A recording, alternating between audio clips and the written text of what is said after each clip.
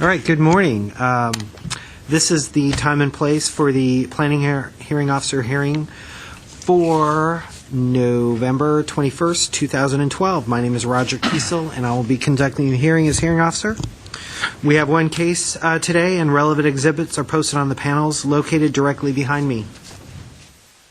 The one case we do have this morning is a density bonus housing plan under the provisions of, let's get the chapter right, of Chapter 30.36.080 for incentives and concessions.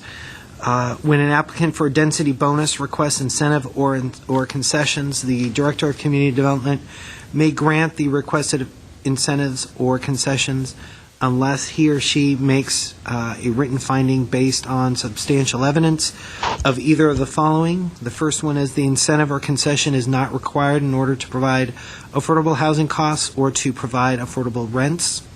The second is the incentive or concession would have a specific adverse impact upon public health and safety or the physical environment or on any real property that is listed in the California Register of Historic Places and for which there is no feasible method to satisfactorily mitigate or avoid the specific adverse impact without rendering the development unaffordable to low and moderate income households.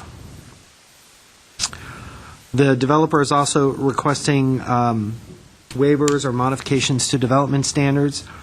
An applicant may request waivers or modifications to development standards in addition to incentives or concessions requested. The hearing officer shall review such requests for waiver or modifications of development standards in conjunction with a density bonus and incentive and concession requests at a public hearing. The hearing officer shall deny the request for waivers or modifications of development standards pursuant to this section unless he or she makes the following two findings. The first finding is the applicant of said development standards will have the effect of precluding the construction of the housing development at the density and with the incentives or concessions granted pursuant to this chapter. And the second finding is the requested waivers or modifications are necessary to make the housing development economically feasible. All right.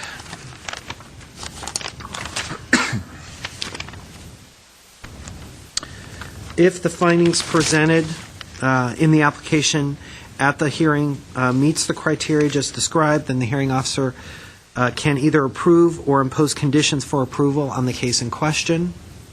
If the findings, in fact, are not evident, then the request will be denied. Public notice. Notification of this hearing was accomplished by the use of public notices which are mailed to property owners and occupants within 500 feet of the subject property, physically posted on the site in question, and placed in the local newspaper. The hearing will proceed as follows. I'll read a description of the application or request. Then I'll read the reports received by other departments and other letters or communication from interested parties. Then the case planner will make a brief overview of the case, giving analysis and make a recommendation. The applicant will be asked to come forward stating both name and address, and will be asked to present a case within a 15-minute time limit. Others in support of or in opposition to the project will be asked to come forward, again stating their name and address within a 3-minute time limit. Then the applicant will be given the opportunity to make closing comments if desired in response to the testimony given by preceding speakers within the 5-minute time limit. The hearing will be closed and the case taken under submission. Decision. After the hearing, the decision will be prepared in writing and will be in the form of a letter sent to the applicant and all persons who responded to the public notice, either by speaking at this hearing or by submitting written responses and have provided their name and mailing address. The date of the decision will be the date appearing on the letter. Appeals. Under the appeal provisions of Title 30, Chapter 30, 5.62 of the Glendale Municipal Code. The decision may be appealed to the Planning Commission within 15 calendar days of the date of the decision. Anyone wishing to appeal may obtain forms and brochures on the procedures from the Building and Safety Section, Permit Services Center, located on the same floor of this building. Speakers cards, if you wish to speak, please write your name and address on one of the speakers forms, which have been provided by the front door, and submit it to a staff member. I would like to inform everyone that the official proceedings of the hearing are recorded on tape as part of public record. All right, we will go down to the first and only case on the agenda. Again, it's a density bonus housing plan at 327 and 331 Salem Street and city parking lot number 12. The applicant is Thomas Safran and Associates. I should say the density bonus case plan number is PDPB 1230566. Again, the applicant is Thomas Safran and Associates. The property owner is City of Glendale and the Glendale Housing Authority. The description is, their project is an application for a density bonus housing plan to construct a new 4-story, 44-unit affordable rental housing project with concessions to allow additional height, floor area ratio, and 1 additional story, and waivers from setbacks, open space, and parking standards. Located, as I said before, at 327, 331 Salem Street and city parking lot number 12. In the R1250 high-density residential and R1250 PS high-density residential parking structure overlay zones. Let's see. Let me go over the comments from other departments first and other letters that we've received.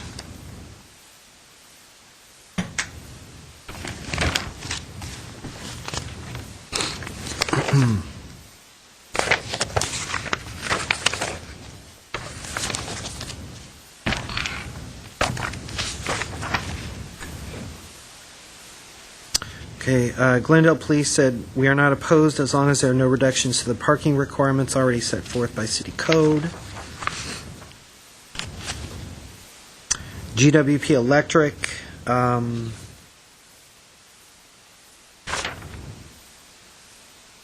their standard comments. Building and Safety.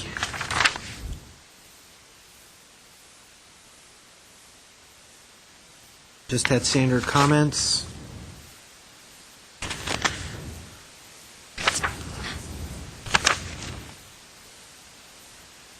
Neighborhood Services, the landscaping shall be properly maintained.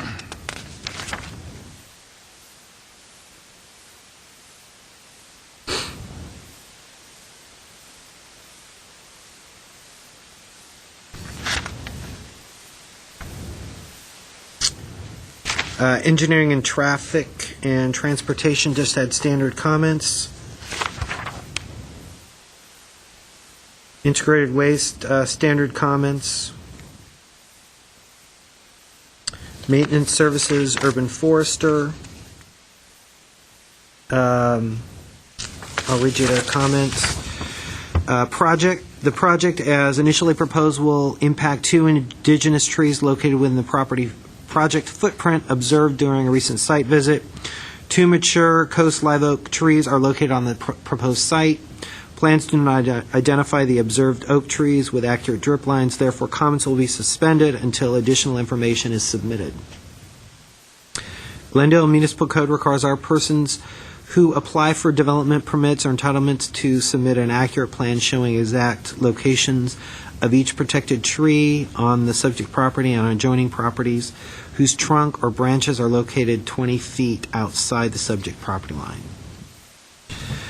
Street trees. The site currently has 2 camphor trees located in the city parkway that are in declining condition. Due to significant impacts from construction, trees are approved to be removed and replaced with 3 Chinese pistache and 1 crepe myrtle tree in 24-inch box size. Contractor must maintain 4-foot parkway and install a dedicated drip line system for the trees on a separate valve.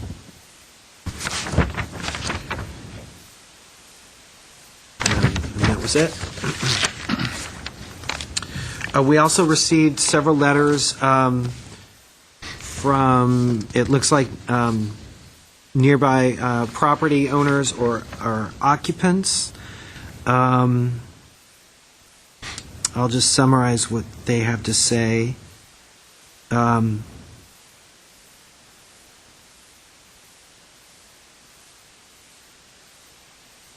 one letter had supports the need for affordable rental housing, but questions whether 44 units in the space that is available is appropriate. And had some concerns about parking.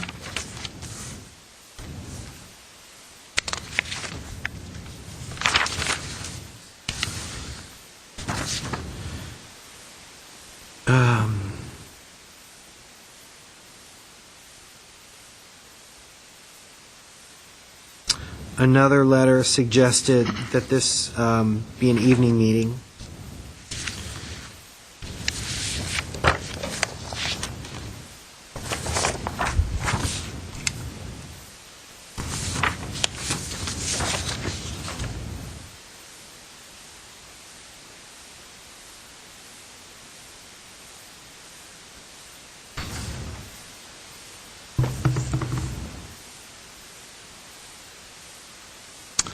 This letter also had concerns regarding parking with the project.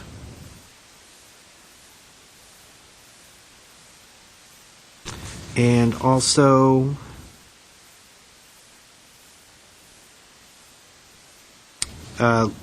limited street parking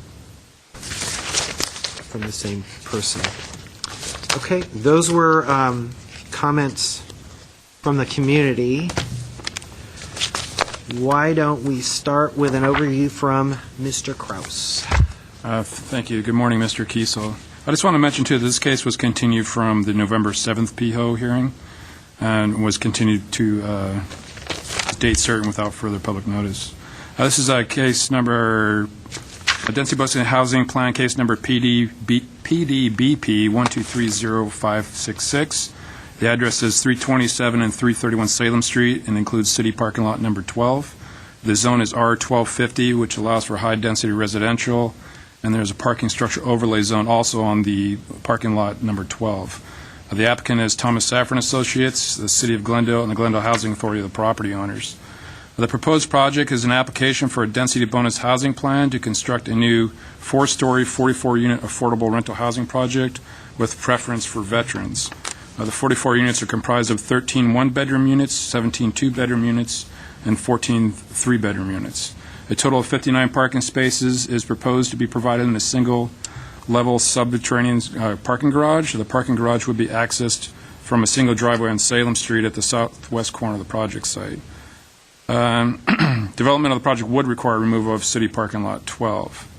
The applicant is seeking concessions to construct an apartment building with a maximum height of 52 feet where a maximum of 36 feet is permitted, and to construct a 4-story where a maximum of 3 stories is permitted, and to allow a floor area ratio of 2.0 when a maximum floor area ratio of 1.2 is permitted. The applicant is also seeking waivers, and this is all consistent with the Glendale Municipal Code, Section 3036-080, to construct an apartment building with a minimum street front setback of 10 feet and an average of 24 feet for the first, second, and third floors. I want to mention the reason why it's a 10-foot setback is because the building code permit recognizes the architectural element that's at the front of the building, which is just like a covered porch area, as being part of the building, although that's the only portion that would not meet the minimum setback requirements in the front.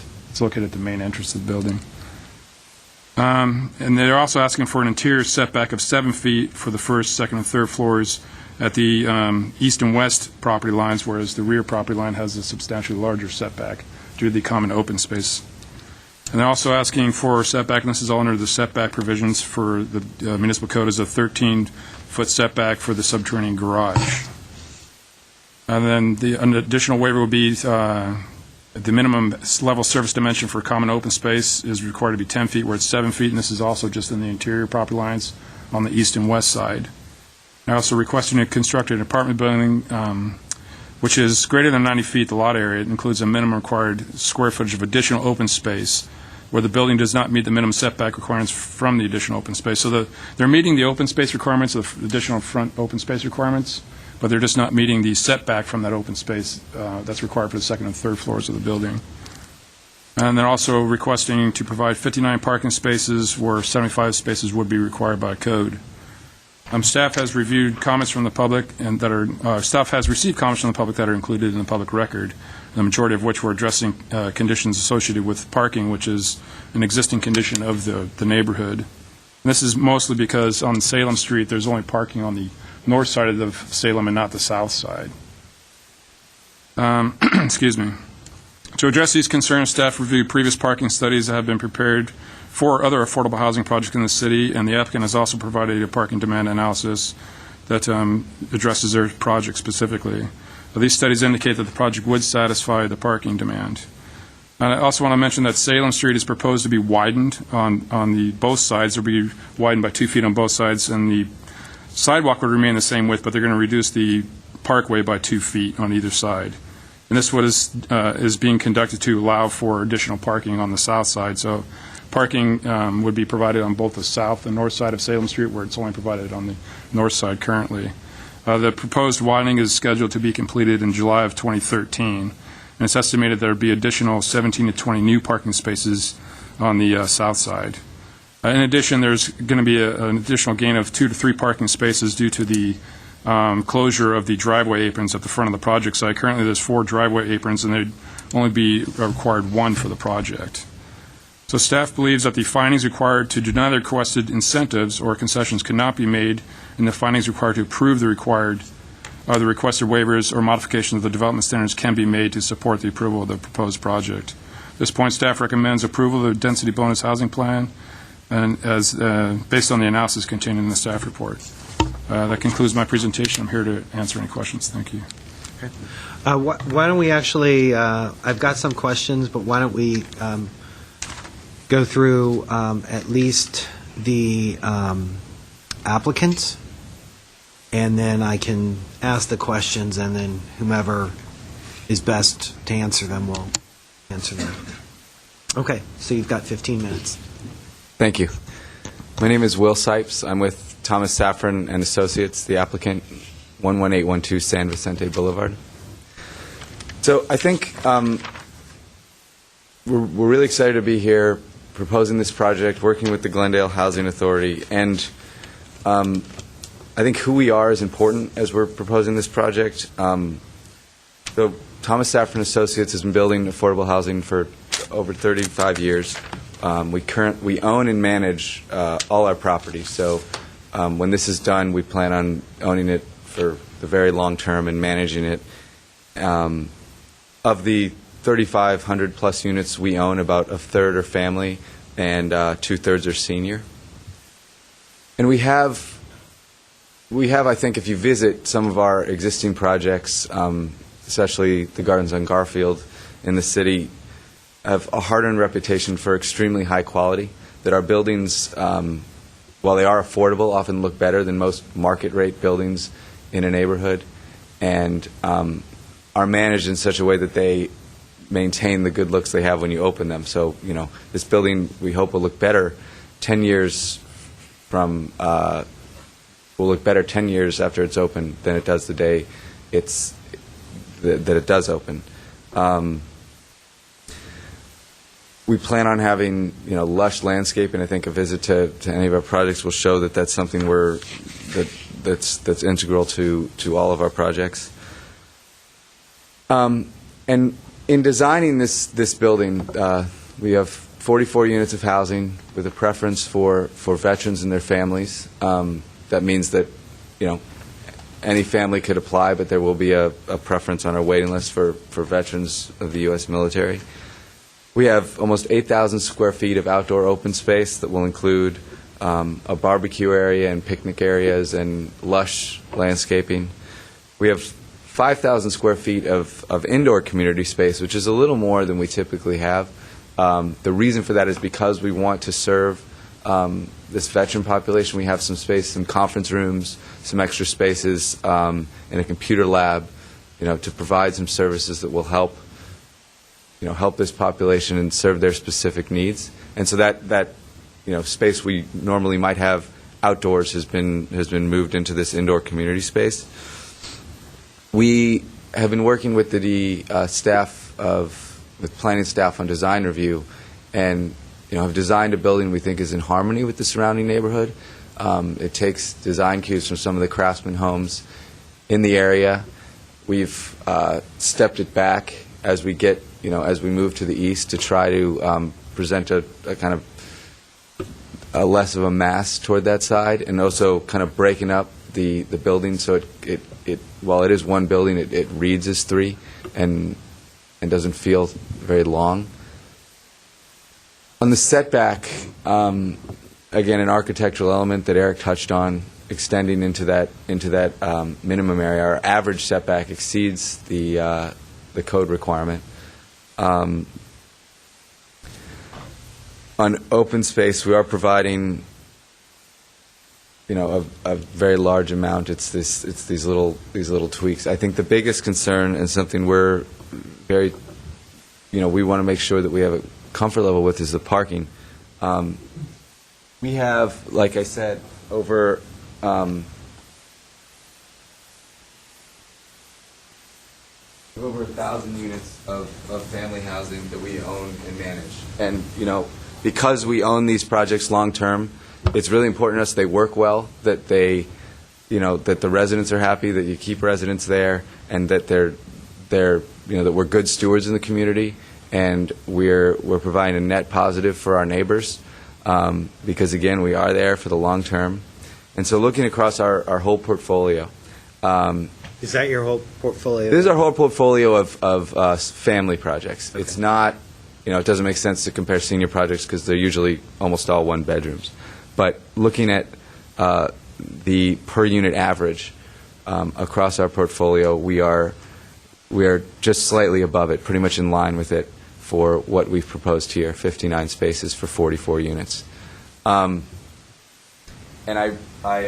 we also broke that out for, by bedroom. While we usually have a mix of 1s, 2s, and 3s, sometimes they vary a bit. And on a per bedroom basis, we are also in line with what works across our portfolio. Okay. Go on, and I have a couple questions. Okay. So I'll just... And there was a previously approved project on this site, and we looked at what was approved, and the reduction we're seeking is actually less than what they got approved for. They had fewer bedrooms. They only had 36 bedrooms, or I'm sorry, they had fewer units. They had 36 units.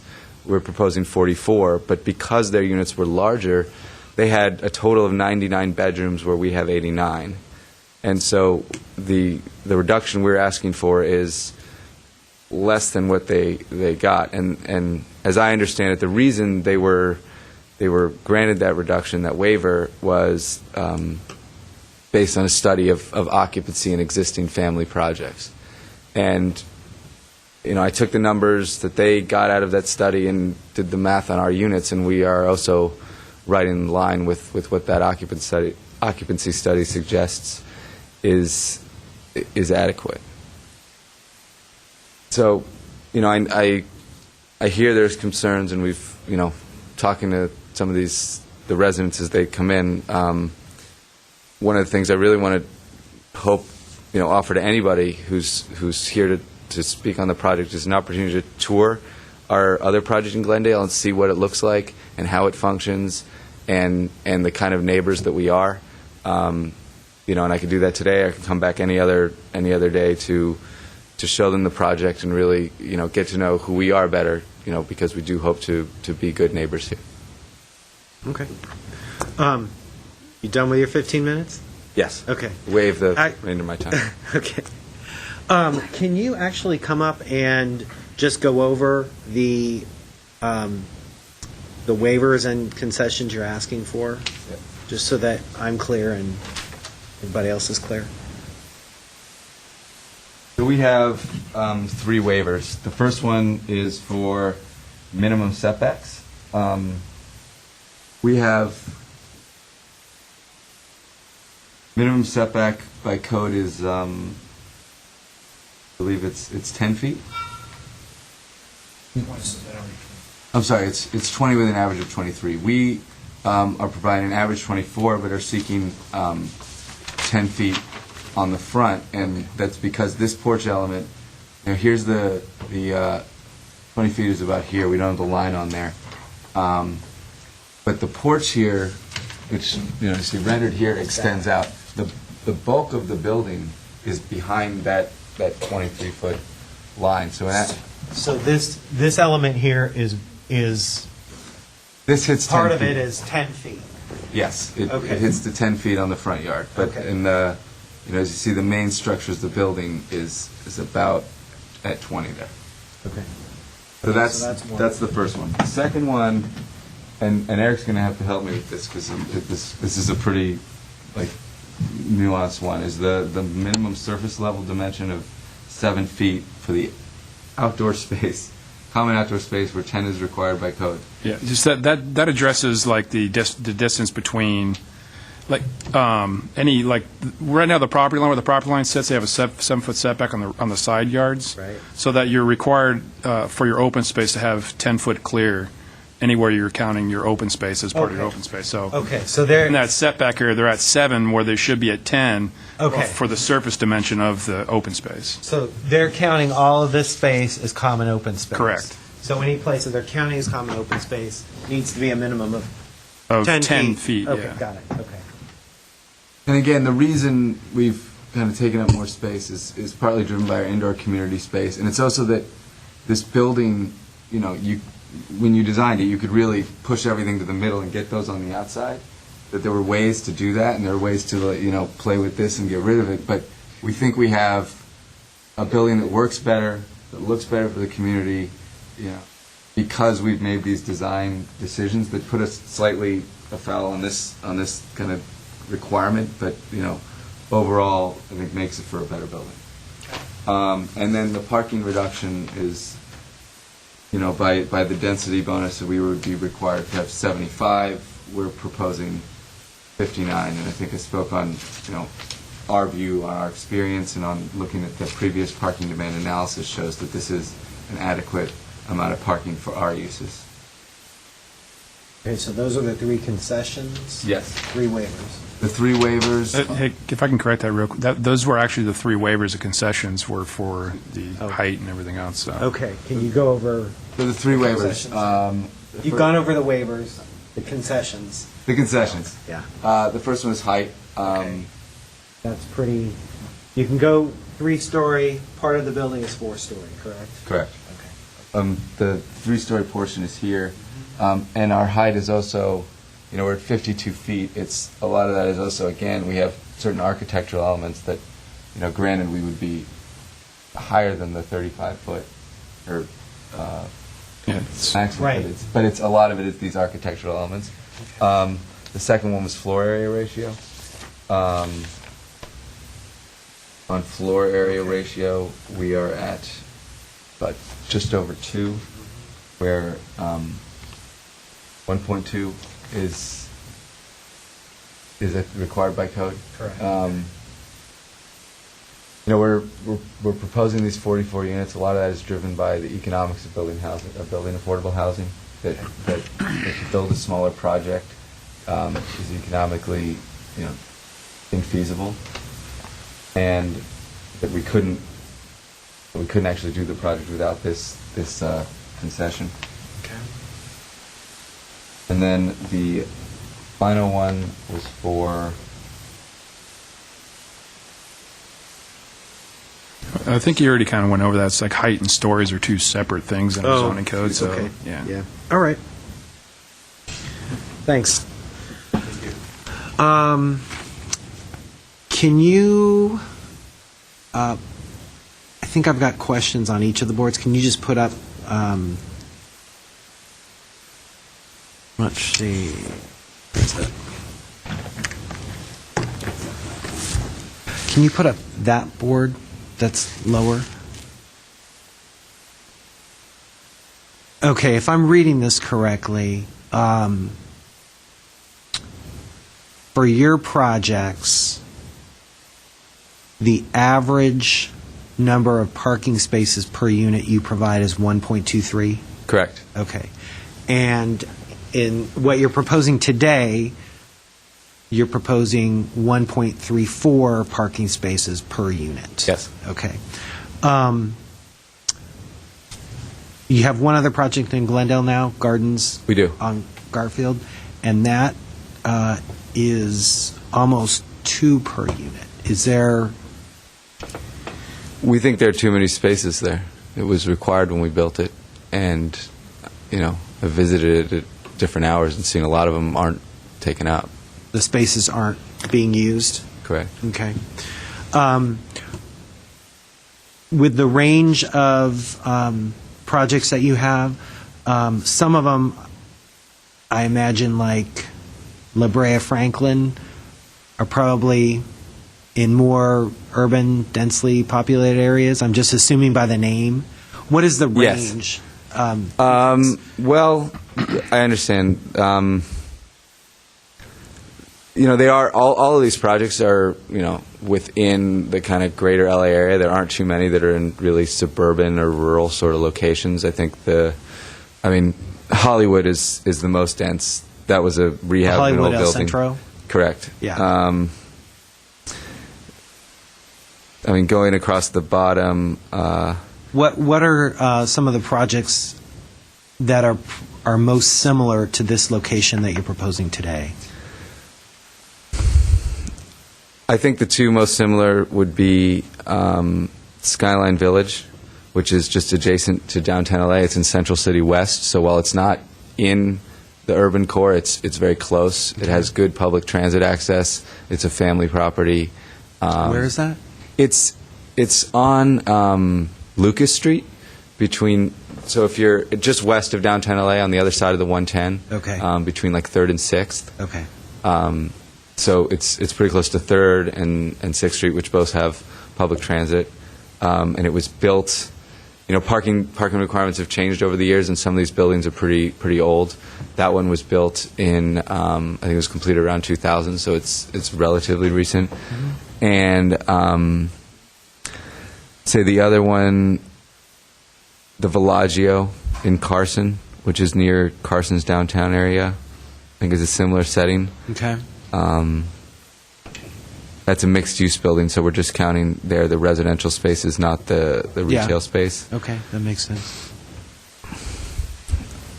Okay. And so those are I think the two that fit the most. But the reason I also did the per unit count was because some of these have bigger unit sizes. I know, for instance, Stratton Park has a really large number of 4 bedrooms. Same with Somerville 1 and 2. So to try and get a little more drill down on apples to apples, we've this is on a per bedroom basis, and okay. So this one shows the number of parking spaces per bedroom. yes. So in this case, your firm's average spaces per bedroom is 0.68, and this particular project is proposing 0.66, which is Yes. just 2/100ths of a correct space less. Okay. And again, what's So the two I mentioned before. Okay. The one in Glendale now, Gardens on Garfield, proposes just under 1 per bedroom. Yeah, it's one of our highest. Yeah, it's like the highest. Yeah. So, and the other two I mentioned before that I thought were the closest comparisons location-wise, Bellagio here, and Skyline Village. Okay. And those are both less They number of spaces per bedroom. correct. Okay. And are the unit counts or the unit sizes different in the one that you have now in Glendale than what you're proposing? They're pretty similar. Okay. And it's just simply, how old is the one on Gardens on Garfield? I think it opened in 2000. Mike knows better than I did because he worked on it and I Okay. didn't. But I think it opened in 2010. Okay, so relatively recently. It was And- relatively recent. And you're feeling that, now that it's been open for a couple of years, the parking there is more than adequate. Very much so. Yeah, I think if we had to do it again, it's a challenging project. If we had to do it again, we'd push harder to try to reduce that number a little bit because it's, every subterranean parking space or every structured space is between $15,000 and $20,000. So when we're talking about projects that are, relying on tax credit financing and are thin to begin with, we're not making a lot of money here. Anytime you do more than you need to, it hurts your project, and it means you can't spend money on more units, and you can't, and more amenities and things that residents actually enjoy and add to the experience. Okay. Mr. Kiesel, if I could add something to that. Sure. The project, I worked on the Garfield project as well with Mike Fortney from the Housing Department, and that project was at a much higher density that was allowed in that zone for that particular project. That was close to 100% above allowed density, so we thought it was important that they would provide the minimum required parking for SB 1818. So it met the parking requirements for the SB 1818 projects, and that's why I think that we wanted to make sure that we had sufficient parking just because of the density that they were requesting. This Okay. project So- is at 39% Okay. above density. That one was 100% above density, so Okay, that's why I so- thought it was more important to provide more parking for that site. Okay, so the Gardens on the existing project was twice as dense as it otherwise would have been allowed. This one is just a third more. Correct. Okay. Okay. You've covered that one.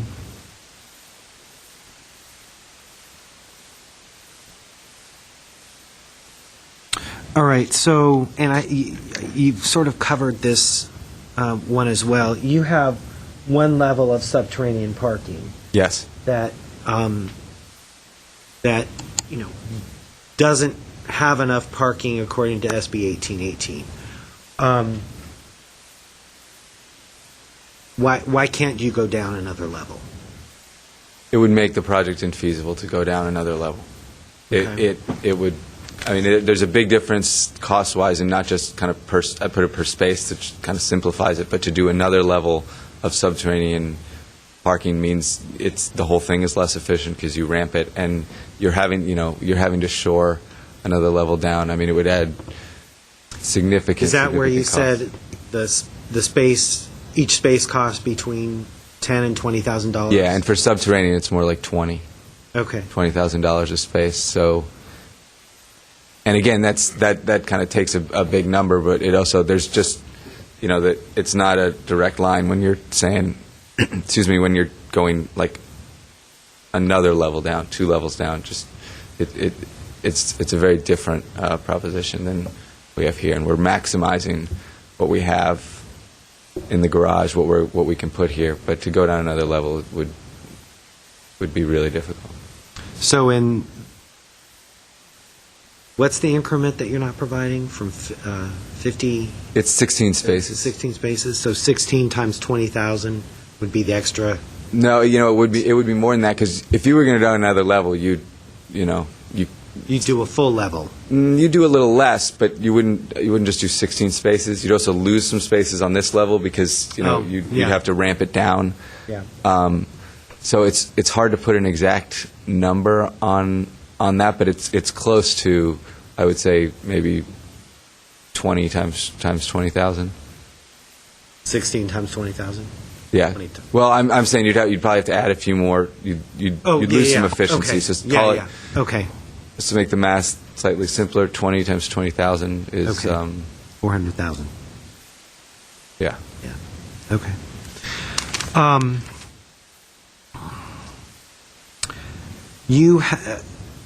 One-bedroom and two-bedroom spaces, or I'm sorry, one-bedroom and two-bedroom parking, sorry, to start again. One- and two-bedroom units will have one parking space on site. The three-bedroom units have two. Correct. Are those three-bedroom units all going to be assigned the tandem spaces on the north side? Yes. There. Yeah, Okay. we've matched that number to the three-bedroom. Okay, so you've got, 13 three-bedrooms? I believe that's correct, yes. Okay. And there are 13 tandem sets of parking? Yes. Okay.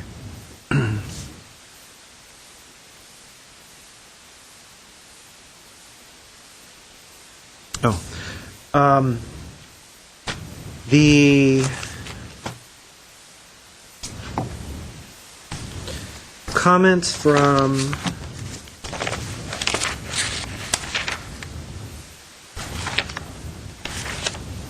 Maintenance Services, the Urban Forester. Mm-hmm. Have you followed up with them regarding the oak trees on site? I haven't spoken to them directly, but we are aware of that. And so we've spoken with an arborist and a landscape architect, and we are seeking to preserve the tree in its current location. There's a little miscommunication here because we thought there was one, Okay. which was identified on our survey, and I think is shown in that plan. I thought the other tree was a bay laurel, but we can revisit that conversation with them. Our goal is to preserve these trees. We think that tree, the tree on the western property line, can be preserved by trimming it back now, and it would shrink the canopy. But according to our landscape architect, this is completely doable, and it could fit within that. It would fit within that space and kind of grow. It wouldn't have the same canopy it does now, but it would still be able to survive there. And we love trees. We love lush foliage. We want to do everything we can to save trees on site and to keep them as part of the project. Not having been aware of those other two, I can't say exactly how we treat them. We looked for this tree. We looked at maybe moving it somewhere else. We looked at moving it elsewhere on site. What we learned was you couldn't really move it. That it might kill the tree to move it because of its size and its age, but you could, by trimming it back, keep it there. Looking at the aerial, if that tree in the back is the other oak, I think it might be. we'd have to go out and look at it again to see whether if we could move it. We would want to move it. If you were to keep it in its current location, I don't think you could do that with our subterranean parking garage. It's taking up this full, kind of almost the full site area underneath. Oh, yeah, I see. You would, because it's not that far below grade. Yeah. So I think our preference would be, if at all feasible, to move that tree somewhere else on site, like in the front setback. And if we couldn't move it on site, to move it somewhere else in the city to save it. Okay. We've done projects where we've had trees sitting in storage for a year and a half and then put them back in. It's really something we want to do, is to provide these mature trees. One visit, I think, to Gardens on Garfield will be a testament to our, how much we like seeing lush foliage and seeing mature trees around. Okay, great. I think at this point, that's all I have for you now. All right, thank you. Thanks. All right. The next person, Waldemar, is it Lorer? Lorig.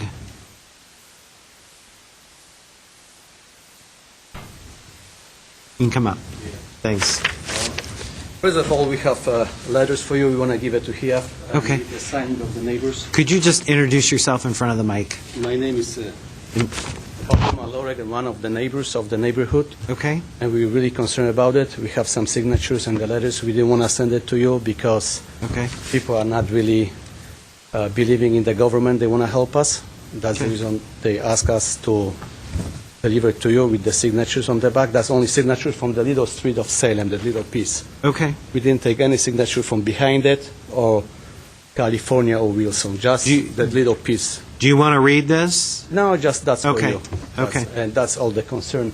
And when I was listening to him, I have little problems. He said, and also, you said about the widening the street, that we're going to add 20 more spaces on the south side. Yes, but we're taking the parking lot, which got more than 30 spaces, so we're going to lose 12 spaces. Another thing, the gentleman said that when they went over there, looks like there's a lot of parking spaces. Like you see now, the northern side is full of cars, southern part doesn't have any cars because there's no parking on the side. Right, You just right. cannot park. Another thing, he said there's a lush landscaping. When I look at the plans, I don't see any lush landscaping, I just see the building. And he said they want to build the building with the harmony on the neighborhood. The neighborhood doesn't have those big buildings. They have mostly small apartment buildings and the single-family homes.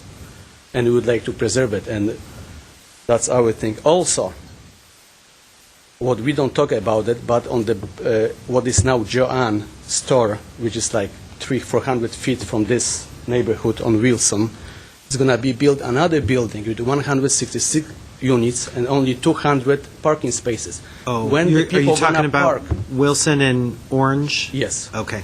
I don't know if it goes approved or not, but we're just asking where we all going to park. We just have really problem with parking us right now, and we're adding more and more problems. Another thing is the low income. We're all against low-income people living in that area because low-income people are bringing problems. How do I know that? I worked 7 years for Unified School District in the valleys, and we work in the whole valley. We know one thing, when we go to areas when they have a lot of low-income people living, we have nothing but graffiti. We have problem with vandalism and graffiti. Now I work for Metro. I work mostly in South Central on the Blue Line, when there's a lot of low-income buildings over there. We know what is there. There's nothing but problems. If city would like to help us, we have kids, we brought our kids because there's no school today. There's a lot of kids on the street. We think it will be really good things to just build a little park on that area. Everybody will be happy with that, and we think it will be good for the city. I know city would like to make money, but this is really looking for the short period of time we're going to have money because we're going to create problem. What are you doing? And we all people in the city really upset about it. I'm sorry, say that again? We all upset. okay. We just approach anybody we approach. Everybody was upset what's going on, but nobody believes in the city can help us. People just like giving up. I heard the stories that people are fighting for a long time to widen the street and have a parking on the south side, but city is not really doing anything about it. So now we hope, we just heard from you that it's going to be parking on the south side. That will be very nice for us. It might help us a little. It's not going to solve the problem, but it's going to help. Okay. But this project is just enormous project, which is going to be really bad for neighborhood. We worry about, the prices of the houses already went down, and they probably will go even more with this project. All right. Let me just quickly read this and see if I have any questions for you.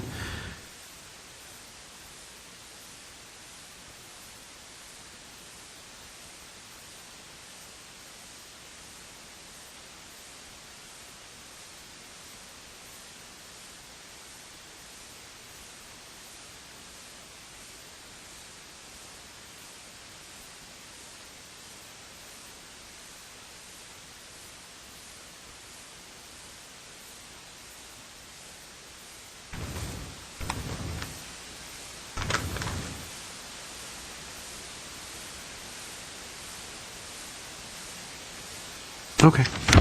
And then, I think one more thing okay, the different, about the low-income people. We have no problem with low-income housing project with people own the buildings, like you did on Doran Street and Lomita. owner People, occupied. yeah, Okay. how occupants, but not rentals. We have no problem with that because when the people own the places, they're going to take care of them. Okay. That's what we're looking for. So we have no problem with these kinds of projects. Okay. All right. Thank you.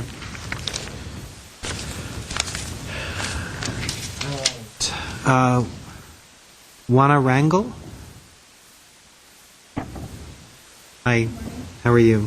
And thanks. My name is Juana Rangel, and I'm the owner of the property besides the building you guys are trying to build. And I have a concern because Right beside it? right beside it, I'm assuming over here? 335 Salem Street.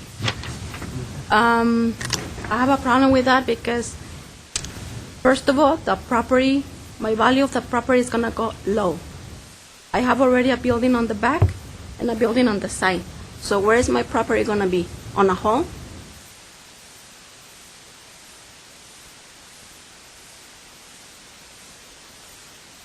I'm sorry, say that again?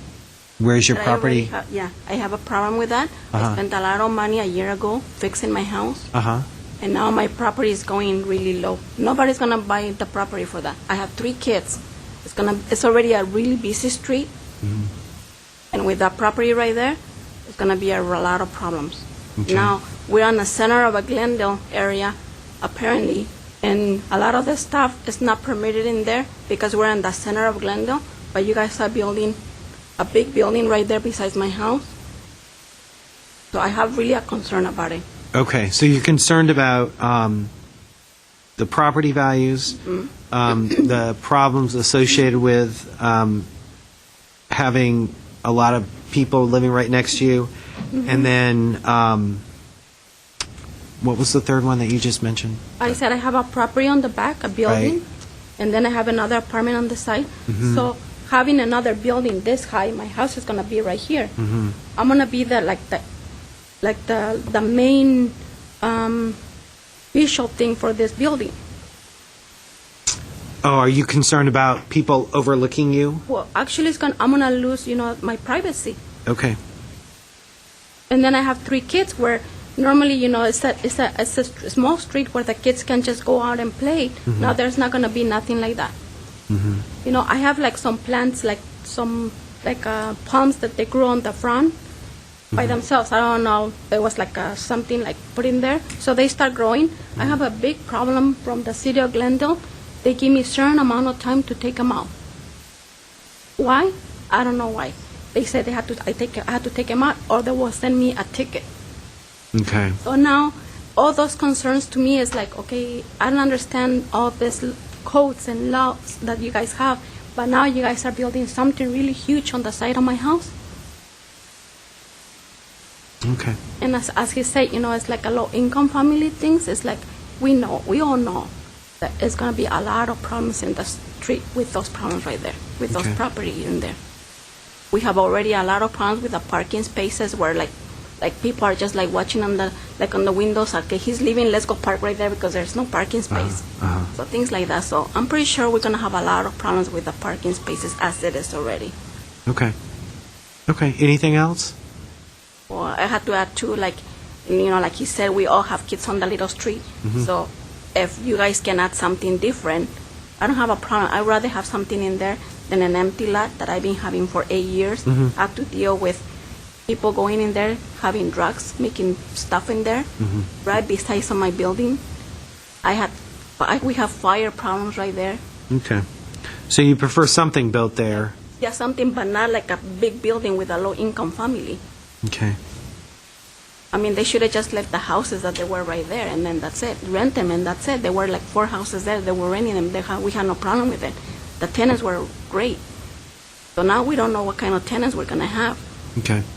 All right. Why don't you just build like a building besides, like on the side of Glendale, where, it wouldn't be bothering anybody, because it's in the center of Glendale. It's going to rain. I have a lot of problems trying to get permits to finish building my house, and they denied it. They denied it because there's a lot of codes that we're supposed to follow. So following those codes, a lot of the permits that we have to request, they were denied it. So now I do have an issue with that. So what are the codes? It's against, I don't understand, one's against a big building with trying to make my house better. I don't understand, honestly. So I Okay. would like to, Okay. if you guys can take a consideration and just check something about it, because I'm the most affected one on that area. I live beside that building. They want to build the building right there. I'm right beside it. Yeah. Okay. Thank you. Thanks. And then finally, Mike Fortney. Good morning. Mike Fortney. I'm the Housing Project Manager for the City of Glendale. I'm here in support of the project. The City of Glendale and the Housing Authority are putting in $5.3 million to this project. These are home funds. We support the project. Previously, it was approved with our support, a different project, 36 units versus this 44 units. And I think it was previously stated that the former project, although it had less units, was more dense because it had more bedrooms. It had some 4 bedrooms in it, where this only has 1s, 2s, and 3s. So we're very much in support of the project. With respect to the concerns about parking, we have 5 projects that we've built in the city under similar funding and under similar unit counts. The first 3 that we built per code, and they're grossly overparked. The next 2... Per code in terms of the standard parking requirements, Yes. or the SB 1818? Standard. So our traditional zoning? Yes. Okay. Yes, and so the next 2 that we built per SB 1818, and we reduced the parking to SB 1818 because we saw how grossly overparked we were on the first 3. And then revisiting the 2 that we built under SB 1818, we're still overparked, not grossly overparked, but still overparked. The concern for us is this is taxpayer money.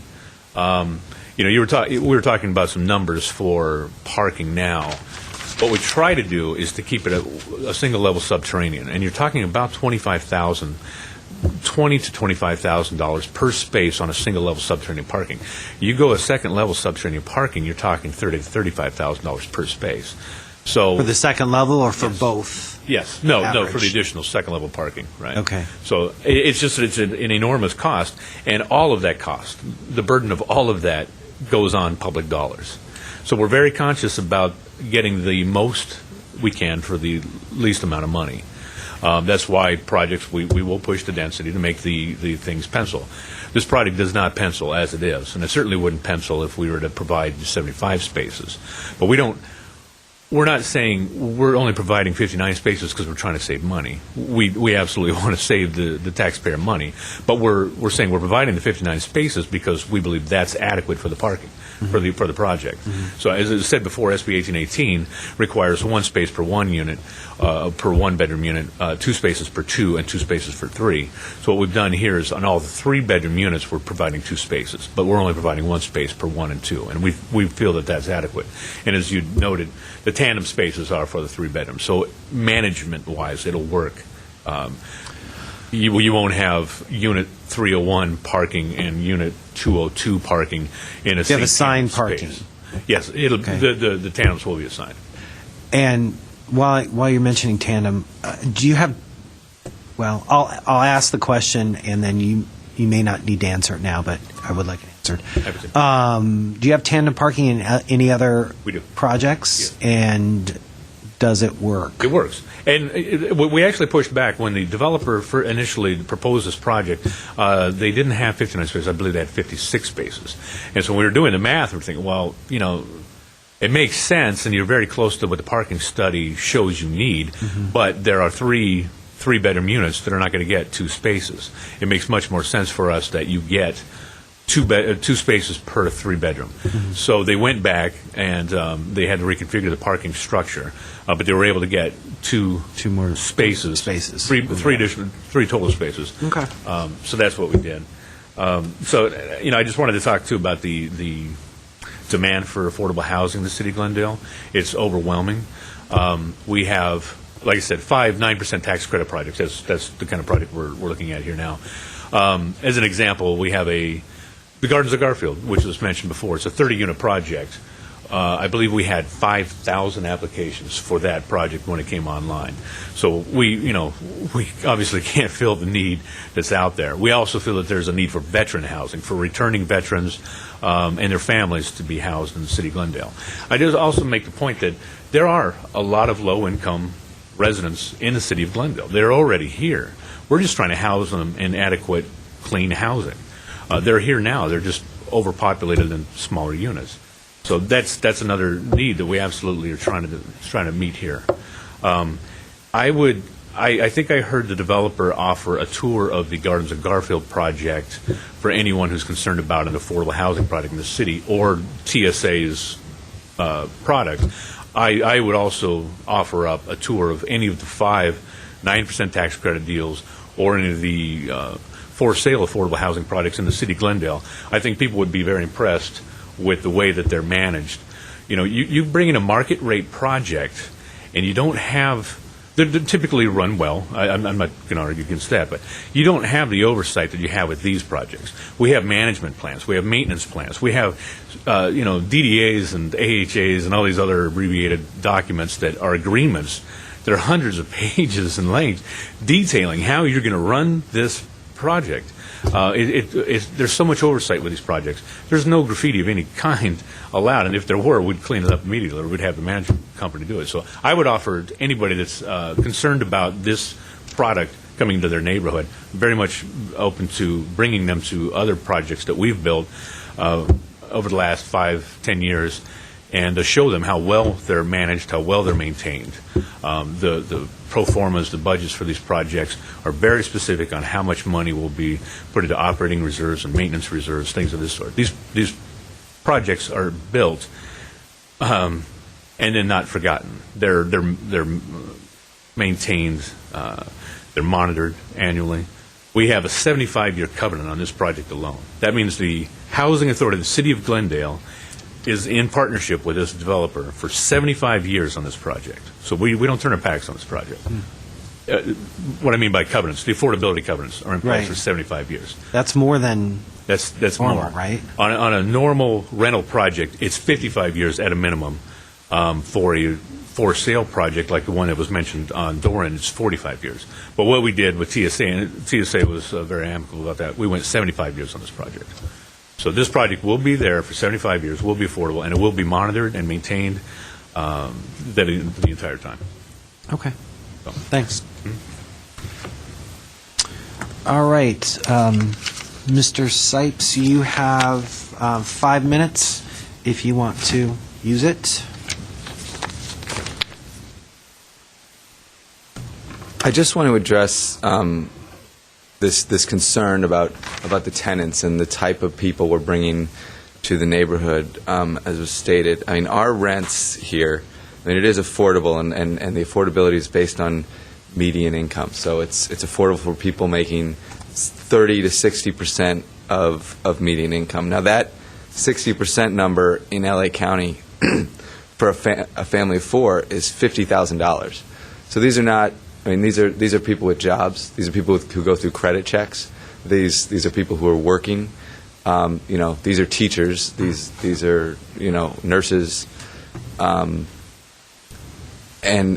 we have a very arduous process for screening tenants, for making sure they're income qualified, and do background checks to make to root out people with any sort of serious criminal record.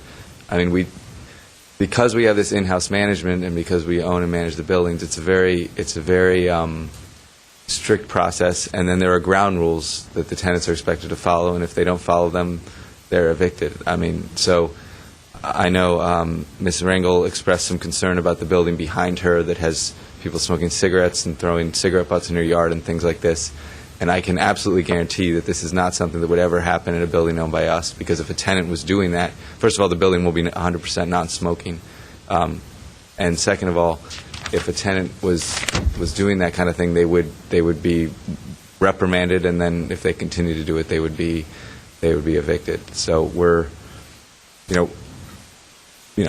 development process takes 2 years, 18 months, but what's important is the long-term operation of these, and that's something we're committed to, and something that will ensure that we're good neighbors. And so, on the affordability, I also want to talk about the rent levels. So the rents for the 1 bedrooms range from about $430 to about $900, about $500 to $1,000 for 2 bedrooms, and roughly $600 to $1,200 for 3 bedrooms. So people living here have to be able to pay some rent. As Mike stated, there's a huge need for this. There's a huge population who can't afford other housing, but it's not people who are living here for free and just lazing around all day.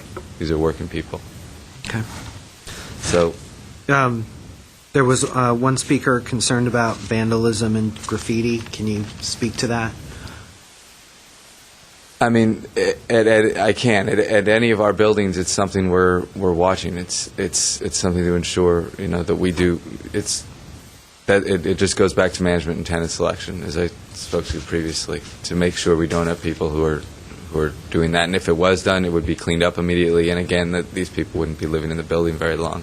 And I know I'm up here saying this, and people have seen lots of different examples of public housing or Section 8 housing or any sort of affordable housing, and they have a picture in their head. And that's why I really, would relish the chance to show them what these buildings look like, because it's not what you would expect, and it's certainly, the idea that we would let graffiti go for, an hour is like just totally outside how we approach this. Okay. Let me see if there's anything else that...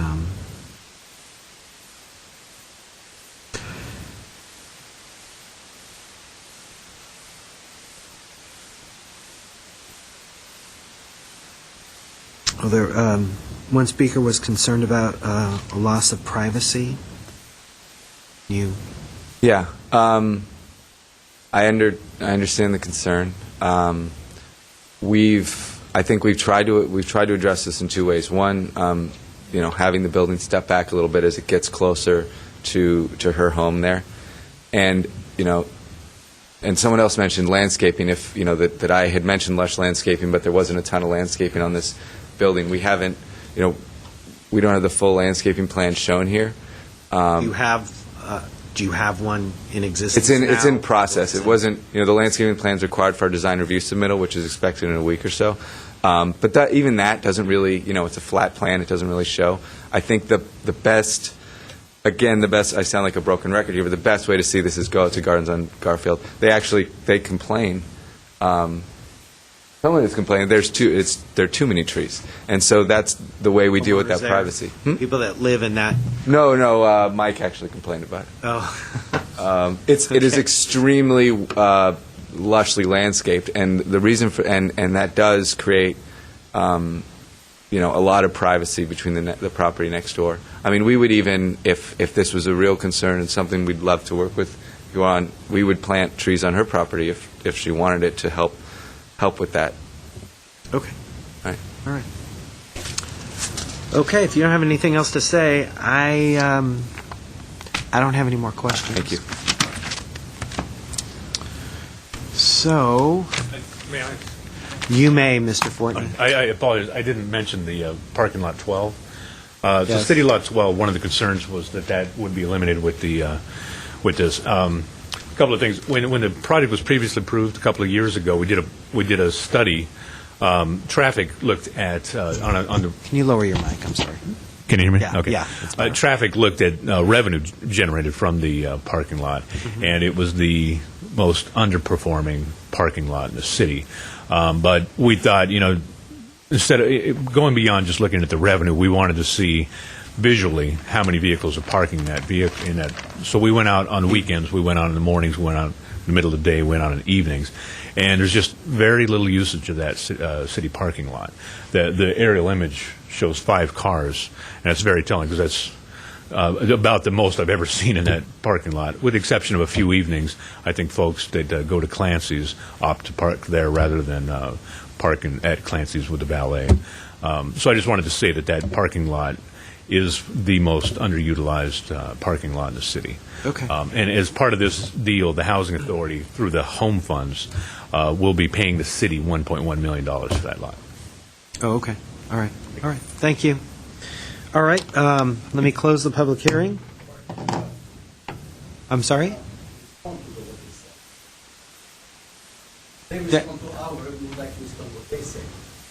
Right. You've had your time to speak. So I'd like to invite them to our area too. They come in the evening.